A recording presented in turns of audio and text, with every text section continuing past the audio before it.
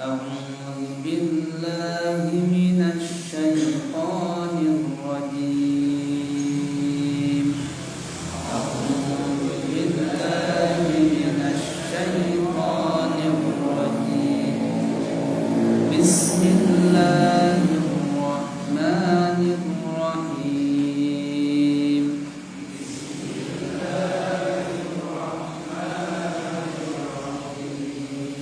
الحمد لله رب العالمين.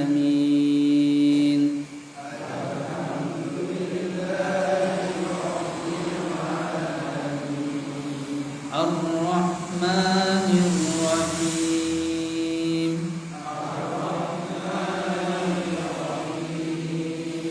مالك يوم الدين.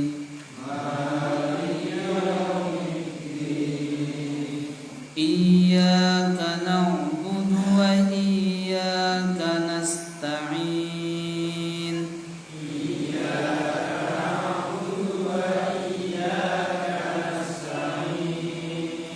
اهدنا الصراط المستقيم.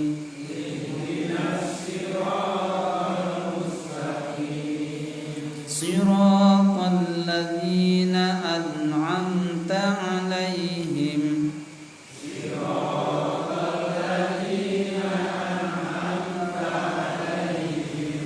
غير المغضوب عليهم ولا الضالين.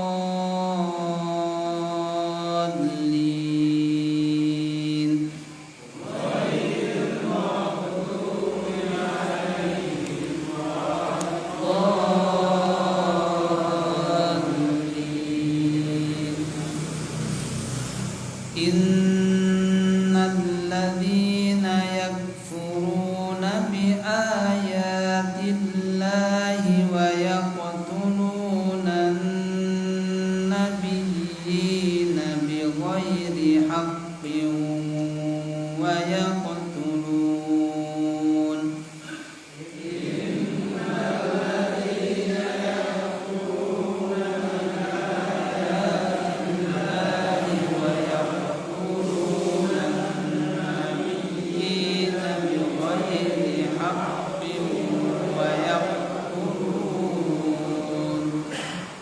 ويقتلون الذين يأمرون بالقسط من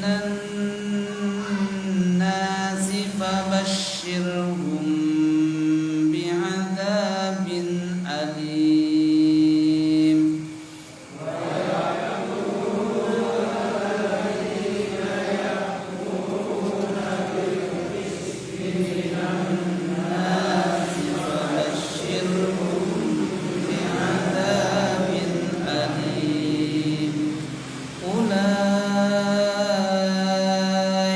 الذين حبطت أعمالهم في الدنيا والآخرة.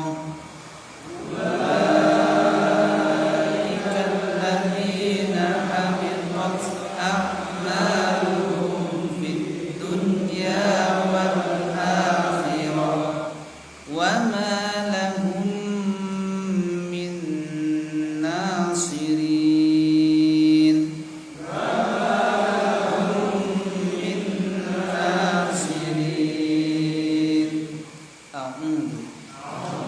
Aku berlindung billahi kepada Allah minasyaitoni dari godaan setan ar-rajimi yang terkutuk. Innalladzina sesungguhnya orang-orang yang yakfuruna mereka ingkar bi ayatillahi terhadap ayat-ayat Allah wa yaqtuluna dan mereka membunuh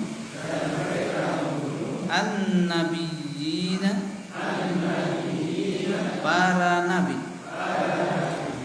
ghairi haqqin, tanpa alasan yang benar. Wa yaqtuluna,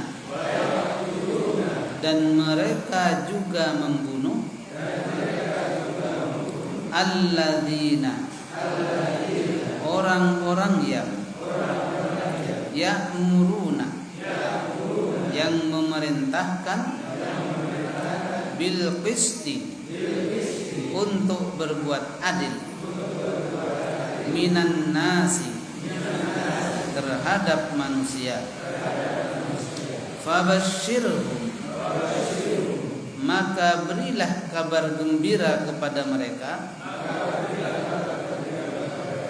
bi'adzabin, dengan siksaan, alimin, yang pedih. Ulaika, mereka itulah alladzina, orang-orang yang habitat, hangus, a'maluhum, amal-amal mereka, fid dunya, baik di dunia, wal akhirati, maupun di akhirat. Wa ma lahum, dan tidaklah bagi mereka, min nasirina, seorang penolong pun. Alhamdulillahirabbil alamin, wassalatu wassalamu ala Rasulillah wa ala alihi wa ashabihi ajmain, amma ba'du. Pertama, puji dan syukur kepada Allah, salawat salam kepada Nabi kita Muhammad sallallahu alaihi wasallam. Allah Subhanahu wa taala berfirman, innal ladzina yakfuruna, sesungguhnya orang-orang yang ingkar, bi ayatillahi, dengan ayat-ayat Allah, wa yaqtulunan nabiyyina bighairi haqqin, dan mereka membunuh para nabi tanpa hak, wa yaqtulunal ladzina ya'muruna bil qisti minan nas, dan mereka juga membunuh orang-orang yang mengajak orang lain untuk berbuat adil. Fabashshirhum bi'adzabin alim, maka berilah dia kabar gembira dengan siksaan yang pedih. Ulaikal ladzina habitat a'maluhum, maka mereka itulah orang-orang yang hangus atau hancur pahala amal mereka, fid dunya wal akhirah, baik itu di dunia ataupun di akhirat. Wa ma lahum min nasirin, dan mereka juga tidak mendapatkan penolong dari siapapun. Bapak dan Ibu sekalian rahimakumullah, ayat ini tentu dimulai dari ayat yang sebelumnya. Jadi akan kita bahas kaitannya ayat sebelumnya, yaitu ayat 20 dengan ayat 21-22. Allah Subhanahu wa taala setelah menjelaskan bahwa agama yang diridhai oleh Allah Subhanahu wa taala itu adalah Islam. Jadi kemarin telah dibahas bahwasanya Islam itu ada yang secara umum, ada yang khusus. Yang umum itu adalah semua para nabi, agama yang dibawa adalah Islam. Ya, Islam. Ya, Islam semuanya. Wa ana minal muslimin, kata Nabi Isa itu. Tapi ada yang khusus, adalah yang dimaksud dengan Islam yang khusus adalah agama yang dibawa oleh Nabi kita Muhammad sallallahu alaihi wasallam, yang mana pada saat itu sudah ada agama Yahudi dan agama Nasrani. Ya, Nasara mereka. Jadi mereka pun juga orang-orang Yahudi dan Nasrani itu mereka punya tidak aman semuanya, tapi punya golongan-golongan yang satu dengan yang lainnya itu juga gontok-gontokan. Ya, seperti kalau di sini, kalau di Jogja ada Protestan dan Kristen, Katolik gitu ya. Itu bukan berarti aman-aman aja, enggak. Kita aja yang nggak paham. Tetapi di dalam sejarahnya itu mereka itu saling bertengkar antara satu dengan yang lain. Makanya kalau kita dengan gara-gara karena ada firqah atau ada istilahnya Hizbu atau bahasa kita itu hizbu. Hizbu itu partai sebenarnya. Lalu kemudian menjadikan kita bergontok-gontok, berarti dia mirip mereka. Sehingga janganlah adanya perbedaan dari segi furu itu menjadikan sebab lalu kemudian kita bermusuhan. Lalu tidak mau ke masjid, apa? Mau video, itu kan? Video katanya. Padahal itu ini yang menjadikan. Jadi kita mengajak perbedaan sedikit biasa. Zaman dulu itu udah ada. Contoh, itu ada nabi aja berbeda. Nabi mengatakan kepada para sahabat, wahai para sahabatku, janganlah engkau salat sebelum nyampe ke Bani Quraidah. Ini perintah langsung. Janganlah kalian salat kecuali kalian di Bani Quraidah. Itu pulang dari peperangan. Itu perintah. Tapi pada saat itu lalu kemudian sahabat itu berbeda pendapat dua. Yang satunya salat di tengah jalan karena takut terlambat salat asar. Yang satunya kemudian salat di Quraidah sesuai dengan apa yang dikatakan oleh Nabi. Ini berselisih. Nah pada saat itulah duanya karena berselisih itu datang kepada Nabi, mengatakan ini yang lain salat di jalan dan yang lainnya di Quraidah, itu piye? Jawaban Nabi apa? Yang pertama itu juga melakukan kewajiban sesuai dengan sunnah, yang terakhir juga mengatakan ibadah sunnah. Berarti sunnah itu gak satu, beda pelaksanaan, tetapi dua-duanya bernilai sunnah. Maka Bapak dan Ibu sekalian rahimakumullah, itu sebagai gambaran umum tentang masalah perbedaan yang ada khususnya di Indonesia. Kita jangan menyikapinya lalu kemudian itu salah itu. Kemudian Allah Subhanahu wa taala menjelaskan ini. Ketika Nabi sallallahu alaihi wasallam beliau itu didatangi oleh orang-orang Quraisy. Ya, didatangi oleh orang-orang Quraisy. Yang mana mereka itu meminta agar supaya Nabi sallallahu alaihi wasallam menjelaskan sejelas-jelasnya tentang masalah Islam. Lalu kalau enggak dia akan berdebat. Maka kemudian Allah Subhanahu wa taala berfirman, fa in hajuka, apabila mereka itu mendebatmu wahai Muhammad, faqul aslamtu wajhiya lillahi wa manittaba'ani, maka katakan kepada mereka bahwa aku telah berserah diri kepada Allah. Islam itu artinya berserah diri.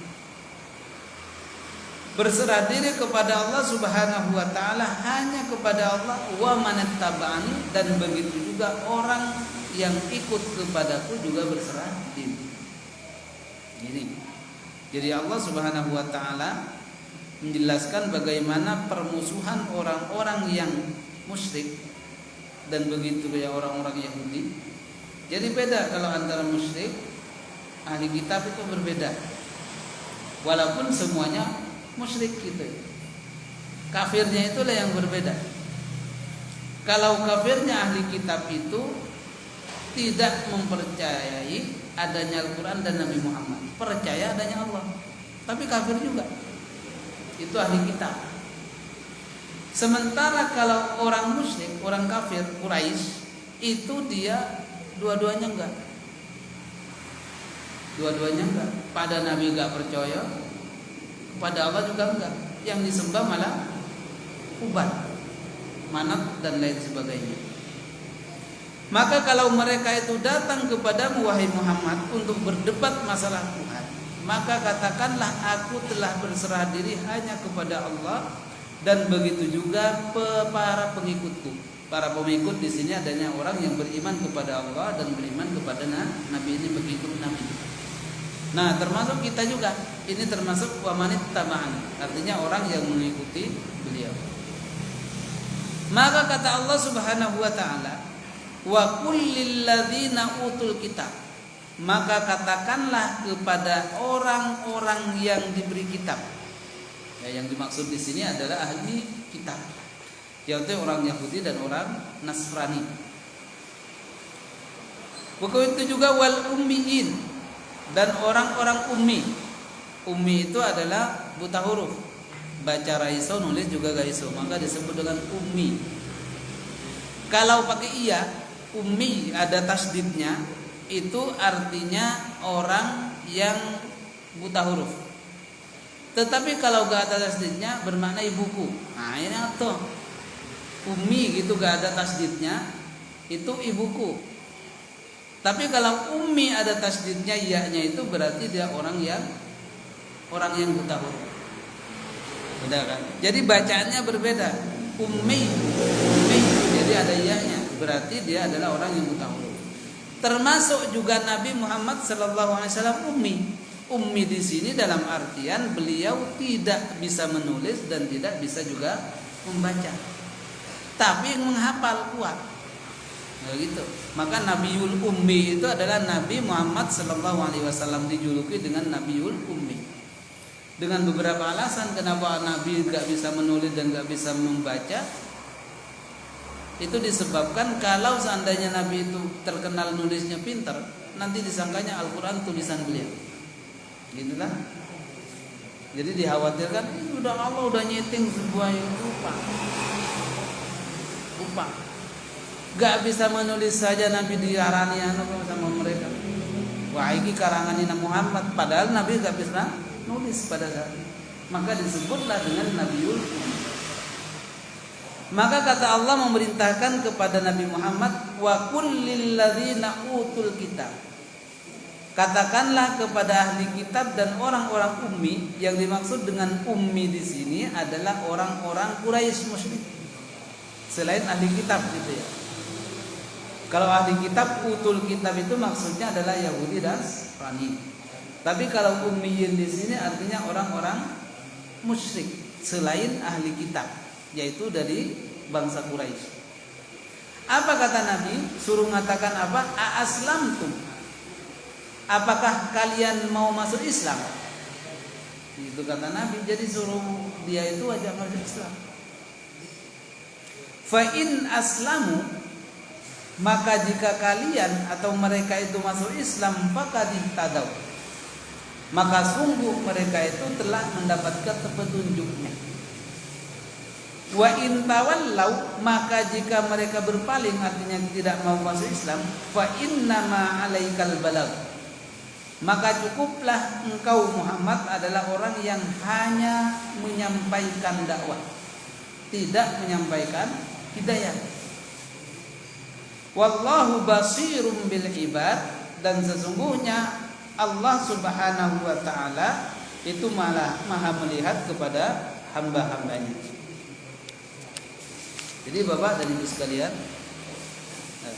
dinikmati dulu, yang belum ya sabar, biar nanti tidak dikode lagi. Mari yang sudah ada dinikmati, yang sudah ada semua. Kita awali dengan bacaan doa. Bismillahirrahmanirrahim. Bismillahirrahmanirrahim. Ya, monggo silakan Ibu untuk anak.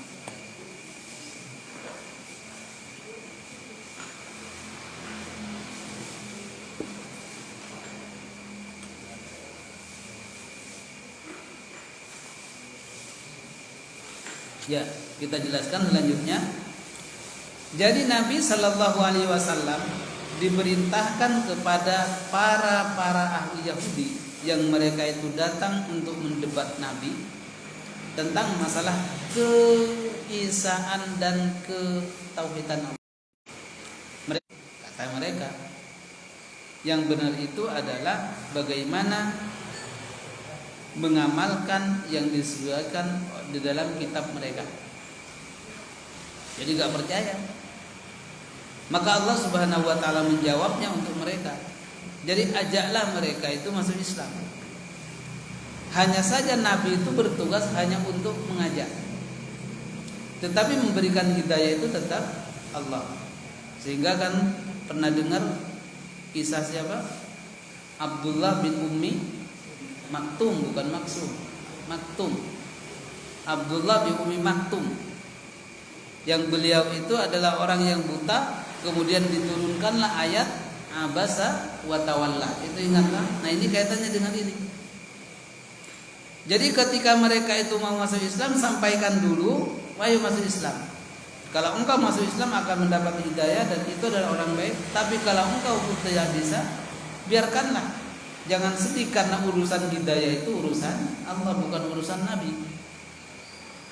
Yang urusan setelah mereka diajak gak mau, ya udah. Nah, termasuk juga pernah kesalahan Nabi yang ditegur oleh Allah Subhanahu wa taala pada saat beliau itu mengajak para pembesar orang-orang Quraisy ketika bertamu kepada Nabi, lalu merekalah yang dilayani. Seolah-olah karena pembesar dilayani. Dan ini pelajaran buat kita. Kalau ada tamu itu jangan dibeda-bedakan. Kadang-kadang yang sangat mulia dikasih minumannya Sprite, apalagi puding. Sementara yang rotok bawa apa? Teh pun itu dikali tarik gitu. Diikat diplastiki, kemudian diikat karet. Itu jangan bedakan, samakan. Kalau kita ada tamu ke rumah kita, samakan, tidak ada yang membedakan. Inilah yang dietokkan. Terbukti Nabi Sallallahu Alaihi Wasallam pernah ditegur itu beberapa kali dalam Al-Quran. Salah satunya adalah ketika membeda-bedakan cara pelayanan ketika ada orang yang minta untuk belajar agama. Apa dia? Dia mengatakan pikiran Nabi itu kalau dia kecekel yang gede ini nanti kan anak buahnya milu gitu. Tapi bukan murid Allah. Padahal si Umi Maktum udah teriak-teriak, dihilaukan. Lalu kemudian turunlah abasa wa tawalla an ja'ahul a'ma wa may yudrika la'allahu yazakka. Ini sudah jelas Islamnya, sementara mereka itu belum tentu. Dan betul, yang dibela-belain itu ternyata satu pun tidak ada yang masuk Islam. Abu Jahal, Abu Lahab, Abu lainnya itu wegah kabeh. Dan pada saat itulah berterima kasih Nabi Sallallahu Alaihi Wasallam kepada Abdullah bin Umi Maktum ini. Jadi seorang muadzin ya, muadzin Nabi itu dua, yang pertama Bilal bin Abi Rabah, kemudian yang kedua adalah Umi Maktum ini. Dan semuanya masuk surga dua-duanya, sudah dijamin. Nah, pada saat itu kemudian turunlah abasa wa tawalla, lalu kemudian Nabi mengatakan setiap kali bertemu, marhaban liman atabadani rabb, selamat datang buat orang yang telah membuat Allah menegur aku. Enak kan pakai marhaban liman atabadani rabb, selamat datang buat orang yang bikin aku ditegur oleh Allah. Setiap ketemu, jadi turun. Maka ketika setelah Muhammad lalu kemudian itu ini orang aja kayak ngomong. Pas kemudian setelah Nabi wafat, lalu kemudian mereka itu mau jadi panglima, lalu kemudian nggak boleh. Para sahabat yang menghalang-halangi itu pengen gak ditegur kayak Nabi dulu, akhirnya wedi juga para sahabat. Ini menandakan bahwa. Lalu begitu juga orang-orang Yahudi pada saat itu tidak mau. Fa in aslamu faqad ihtadaw. Jadi sesungguhnya kalau mereka itu sudah berislam, maka sungguh dia telah mendapatkan petunjuk Allah. Jadi yang diajak, yang diperintahkan oleh Allah kepada Nabi Muhammad itu sasarannya yang pertama adalah ahli kitab Yahudi Nasrani yang pada saat itu datang kepada Nabi, yang mereka itu mengatakan bahwasanya orang-orang Yahudi Nasrani itu kan beda. Kalau orang Yahudi mengatakan bahwa Uzair itu ada anak Allah, kemudian menyembah Uzair. Kemudian orang Nasrani mengatakan Isa anak Allah. Kalau orang-orang musyrik mengatakan beda lagi. Yang dikatakan anak Allah itu siapa? Adalah malaikat. Malaikat itu putrinya Allah katanya. Para genatan. Maka tiga-tiganya itu mengajak. Maka semuanya itu akan diluruskan oleh Nabi Sallallahu Alaihi Wasallam dengan Maka orang-orang ummi dan orang-orang ahli kitab itu diajak oleh Nabi untuk masuk Islam, akan tetapi cara mengajaknya kalau mau mereka masuk Islam maka tentu dia akan bahagia. Akan tetapi kalau tidak, ketahuilah bahwa sifat Nabi itu hanya mengajak, akan tetapi masalah hidayah adalah urusan Allah. Begitu juga ke kita, ketika kita mengajak saudara kita yang beda agama, maksudnya dijelasin. Tapi kalau sesama muslim harus kita mengajaknya untuk sholat itu harus. Harus, terutama keluarga. Oh, kata Allah yang menyediakan hidayah kan Allah, ya bukan, itu kepada orang yang beda agama. Kalau satu agama tetap kita harus mengajak. Itulah yang disebut dengan amar ma'ruf. Ya, amar ma'ruf harus. Sumber keluarga. Hanya masalahnya ini yang paling berat. Kita mengajak, kita yang diajak, baru saleh, baru 2 hari ke masjid udah ngajak-ngajak, kadang-kadang gitu. Tapi kita harus mengajak. Minimal kita mengajak keluarga, orang tua dan yang lain. Itu wajib. Makanya amar ma'ruf nahi mungkar itu adalah termasuk perkara yang wajib. Kaitannya dengan ayat yang akan kita baca, yang kita baca tadi adalah bahwa orang-orang kafir, orang-orang Nasrani dan Yahudi itu mereka juga akan tetap kekafirannya itu selama dia itu tidak masuk kepada agama yang dibawa oleh Nabi Muhammad SAW. Jadi mereka tetap, ya. Akan tetapi ketika mereka itu masuk Islam dengan benar, maka dosa yang dia lakukan itu selamanya itu dihapus. Jadi malah kita yang kalah. Kemudian Allah melanjutkan innal ladzina yakfurun. Yang dimaksud dengan yang furun mereka. Jadi 3 golongan itu Yahudi, Nasrani dan orang-orang Quraisy musyrik itu. Innal ladzina yakfuruna. Dan sesungguhnya orang-orang yang ingkar bi ayatillahi terhadap ayat-ayat Allah, wa yaqtulunan nabiyyina bighairi haqqin. Dan mereka juga membunuh orang-orang yang mengajak amar ma'ruf atau mengajak manusia untuk berbuat adil. Fabashshirhum bi'adzabin alim. Maka berilah kabar gembira kepada mereka dengan siksaan yang pedih. Maka ini orang-orang yang ingkar kepada ayat-ayat Allah Subhanahu wa taala, ini sifat dari mereka. Dari sifat dari orang-orang Yahudi, orang-orang Nasrani, dan begitu juga orang-orang kafir Quraisy itu mempunyai 3 sifat. Mempunyai 3 sifat dan juga mempunyai 3 ancaman. Ya, ini nanti akan disebutkan. Ya. Jadi mereka itu yang 3 golongan orang kafir Quraisy, kemudian orang Yahudi, orang Nasrani, ciri-ciri mereka itu adalah 3. Dan begitu juga dapat ancaman dari Allah 3 pula. Apa yang pertama? Innal ladzina yakfuruna bi ayatillah wa yaqtuluna an-nabiyyina bighairi haqqin wa yaqtuluna alladzina ya'muruna bil qisti minan nas. Jadi ciri yang pertama, mereka-mereka itu adalah ingkar terhadap ayat-ayat Allah. Jadi orang Yahudi, Nasrani semuanya ingkar terhadap ayat-ayat Allah Subhanahu wa taala yang diturunkan kepada Nabi Muhammad. Mereka ingkar semua. Kemudian ciri yang kedua, wa yaqtulunal nabiyyin bighairi haqqin. Ciri yang kedua itu mereka membunuh para nabi mereka. Membunuh para nabi mereka. Nabiyyin itu jama' sama dengan anbiya. Ya kan? Nabiyyin sama anbiya itu sama-sama jama', hanya bedanya kalau nabiyyin itu namanya jama' mudzakkar. Kalau anbiya itu jama' taksir. Jadi artinya sama para nabi. Apakah ada dalil yang menunjukkan bahwa mereka itu membunuh para nabi? Di dalam hadis Nabi sallallahu alaihi wasallam, ya, yang diriwayatkan oleh Imam Muslim, disebutkan di mana pada suatu hari datanglah Abu Ubaidah bin Al-Jarrah.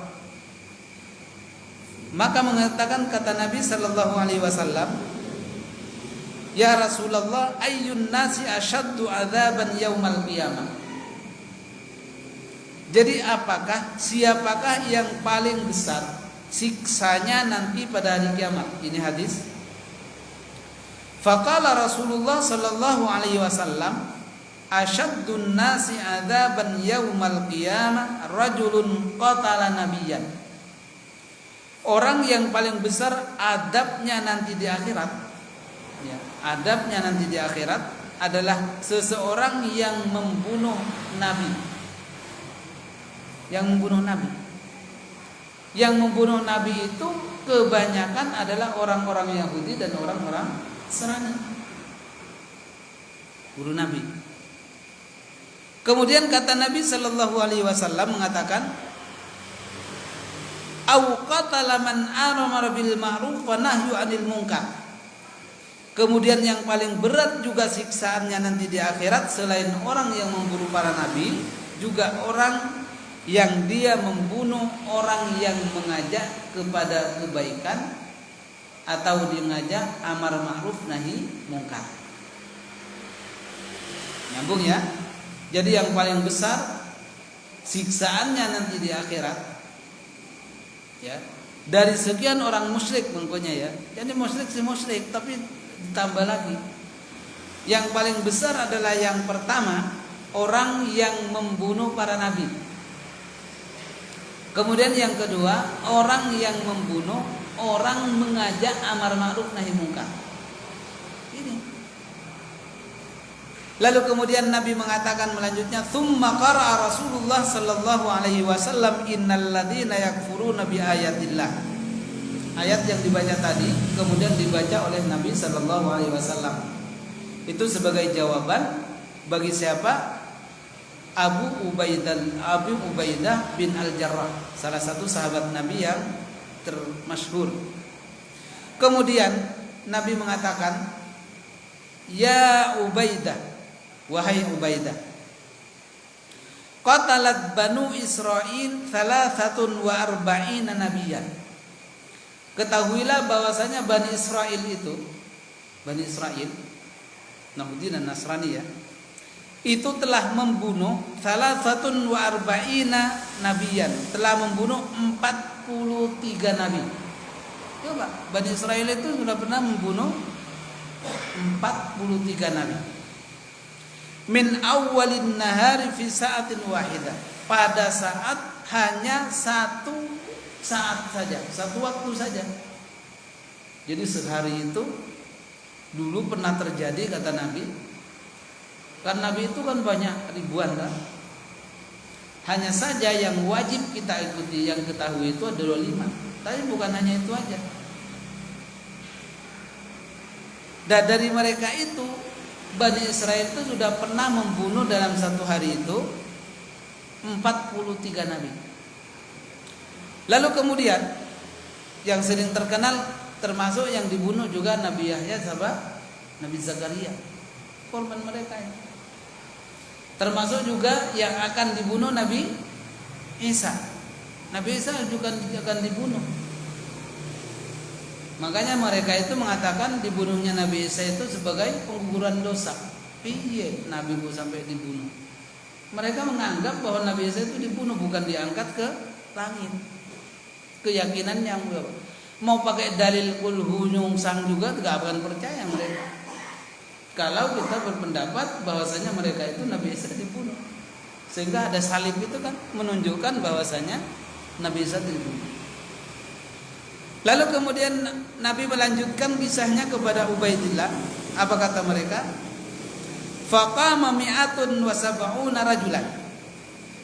Maka setelah itu, setelah Nabi menjelaskan itu, dan setelah mereka orang-orang Bani Israel itu telah membunuh berapa tadi? 43. Maka muncullah dai, jumlahnya 170 orang, untuk mengajak kepada mereka yang telah membunuh Nabi itu agar supaya mereka bertobat. Coba, jadi 170 orang mengajak mereka, berarti kan amar ma'ruf nahi mungkar itu dianya.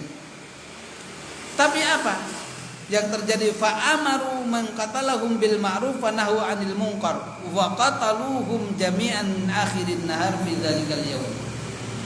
Maka yang ngajak kepada kebaikan tadi yang jumlahnya 170 itu pada siang harinya dibunuh juga kafir. Coba. Jadi mereka banyak sekali. Jadi kalau dulu itu pembunuhan antara mereka itu biasa. Makanya pada syariat Nabi Musa alaihissalam, bentuk bertobatnya itu bukan ke Makkah atau kemana, enggak, tapi membunuh diri. Tobatnya itu bedanya. Karena pada saat itu membunuh diri itu memang biasa. Membunuh manusia itu biasa. Coba terjadinya pembunuhan antara orang yang sampai 100 itu pada zaman Bani Israel. Nabi-nabi terbunuh juga pada zaman Nabi Israel. Raja-raja yang begitu. Maka oleh sebab itulah dengan adanya hadis ini kata Nabi Sallallahu Alaihi Wasallam, yang banyak sekali melakukan pelanggaran itu kepada para nabi dan para rasul tidak lain kecuali para orang Yahudi dan Nasrani. Bahkan sampai sekarang ini pun itu kalau ada nabi akan dibunuh.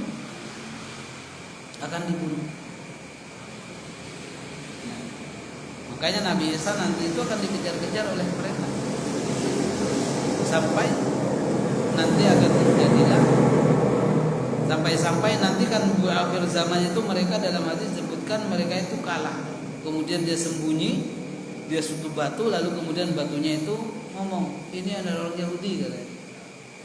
Kok muni? Nah, ini kaget dia. Itu akan terjadi nantinya. Nah, tapi mudah-mudahan kita gak nyampe ke situ. Karena paling jeleknya orang itu kalau udah nyampe kepada masa seperti itu. Kalau sekarang ini walaupun ya ada corona, masih baik-baik aja. Tidak sedahsyat nanti ketika akhir zaman. Maka inilah Bapak dan Ibu sekalian rahimakumullah, ciri-ciri mereka itu yang pertama ingkar kepada ayat-ayat Allah. Mau dalil bagaimanapun tidak akan pernah.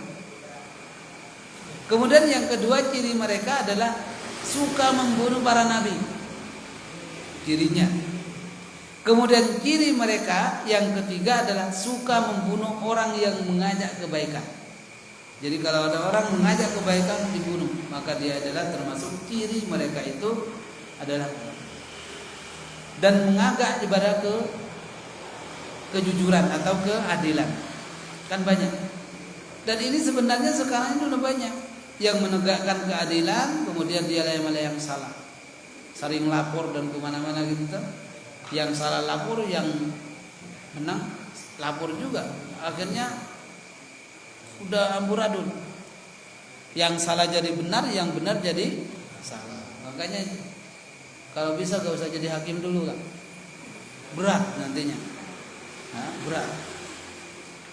Kalau dia jujur, baik. Tapi kalau enggak, berat nantinya. Yang paling sehingga pantaslah al-qudat salatun. Para hakim pemberi keadilan itu adalah ada 3. Yang satu masuk surga, yang 2 masuk neraka. Karena hakim itu nanti lebih banyak nerakanya. Yang pertama apa? Apabila dia tahu dengan kebenaran dan melakukannya dengan kebenaran itu dia yang masuk surga. Al-Qudat itu hakim.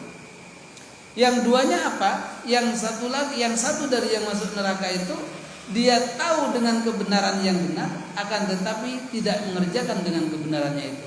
Ini tahu salah, tapi dia bela. Dan sekarang itu apa ada namanya? Sin punya duit ya diurus, yang enggak ya wes. Begitu kan? Itu bukan lagi keadilan. Kemudian yang ketiga, yang paling bahaya, sudah gak tahu tentang hukum, tidak melakukan dengan ketidaktahuannya itu. Sudah gak terkenal, melakukan. Apakah ada sekarang? Tentu ada. Yang sudah banyak terjadi. Makanya sumpah bukanlah dengan sekedar sumpah, tetapi itu ada kaitannya nanti di akhirat.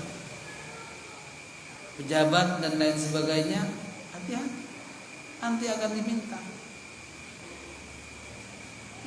Ada beberapa kasus bahwa orang yang telah kita pilih lalu kemudian melakukan kemaksiatan lalu kemudian dia mengundurkan diri, itu bagus, berarti dia mau bertobat gitu ya. Bukan malah membayar lalu kemudian menutupi semuanya. Maka Bapak dan Ibu sekalian, ini ayat ini sebenarnya menyindir kita sekarang. Jadi ya dosa yang paling besar itu di samping dia membunuh Nabi adalah orang yang dia mengajak kepada keadilan, akan tetapi keadilannya itu orang yang mau adil malah diceploskan ke penjara. Subhanallah. Jadi kita lihat sekarang sendiri. Kemudian selanjutnya, apa yang akan Allah berikan kepada mereka? Kepada mereka. Jadi wa yaquluna an-nabiyyin itu tentu saja mari zaman dulu, tetapi untuk yang ketiga itu adalah orang yang memerintahkan kepada keadilan, kan sekarang banyak.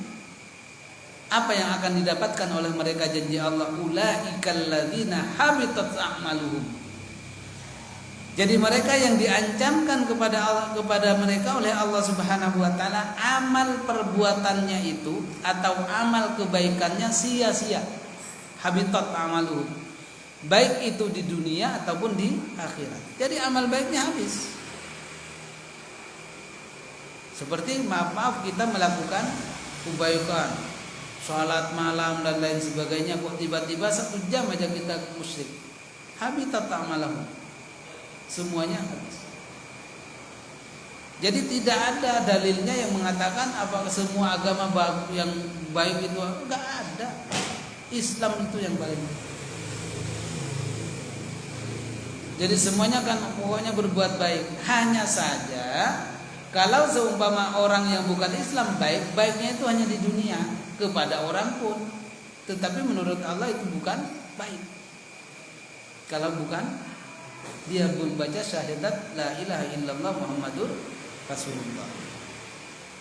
Maka ancaman yang Allah ancamkan kepada mereka, yang pertama, amal kebaikannya baik di dunia ataupun di akhirat dia senantiasa sia-sia. Hapus, habitat a'malahum, dihapus semuanya.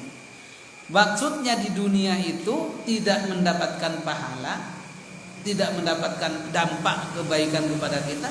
Di akhirat pun juga kosong. Itu ketika kita melakukan 3 hal tadi, membunuh, mengingkari ayat-ayat Allah. Apakah ada dari kita mengingkari ayat-ayat Allah? Ada juga.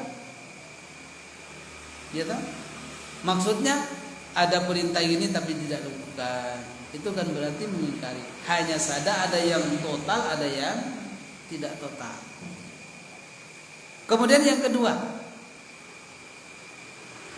yang mereka akan mendapatkan siksa yang pedih. Fabashshirhum bi'adzabin alim.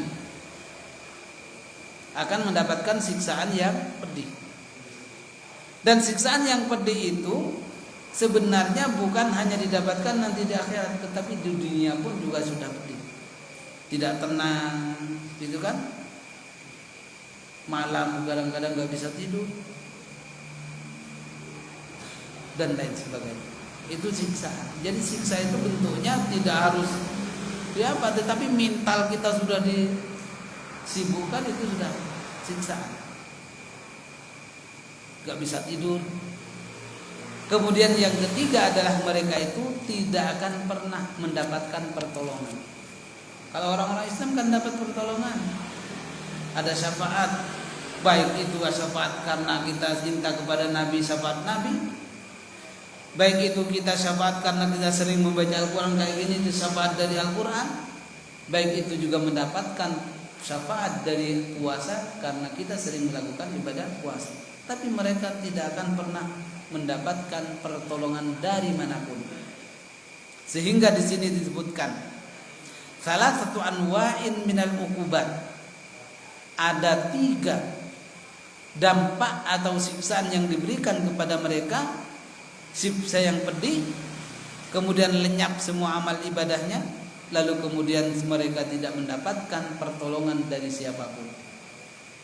Maka tentu yang kita inginkan kan, bagaimana nantinya ketika telah meninggal kita tetap mendapatkan syafaat, mendapatkan pertolongan. Tapi kalau mereka anaknya pun juga tidak bisa memberikan manfaat, jadi tabir. Maaf kita seumpama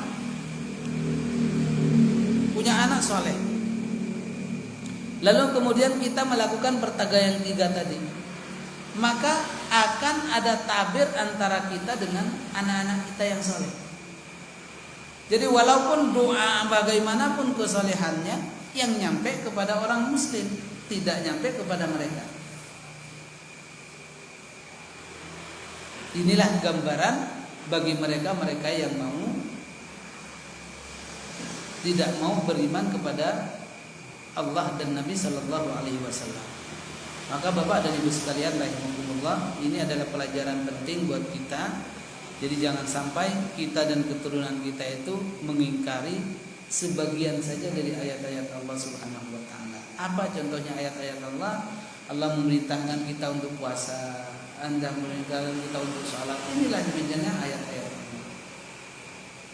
Kemudian melarang juga kita untuk berbuat mesum dan lain sebagainya. Itu termasuk ayat-ayat Allah maksudnya. Jadi kalau kita sudah berusaha meninggalkan seperti itu, insya Allah kita akan mendapatkan maghfirah dari Allah. Kemudian ditutup oleh Allah Subhanahu wa taala, wa bidzalika naral ayatainil karimataini tasbuqan asyaddu alwanit tahdid.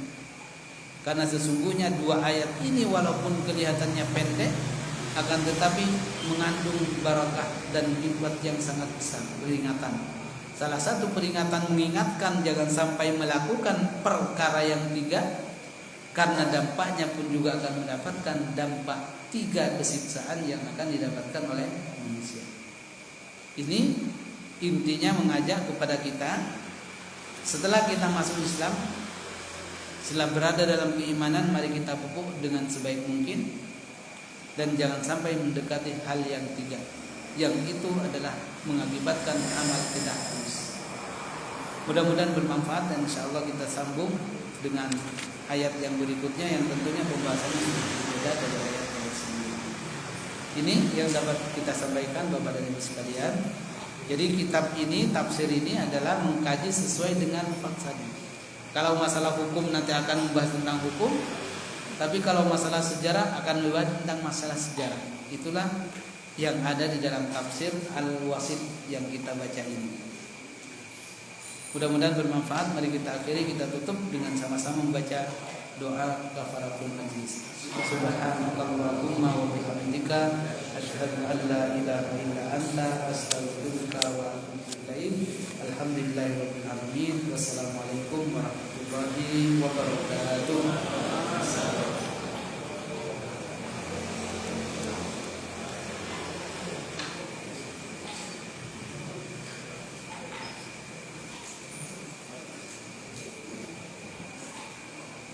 Udah mulai aktif, Pak?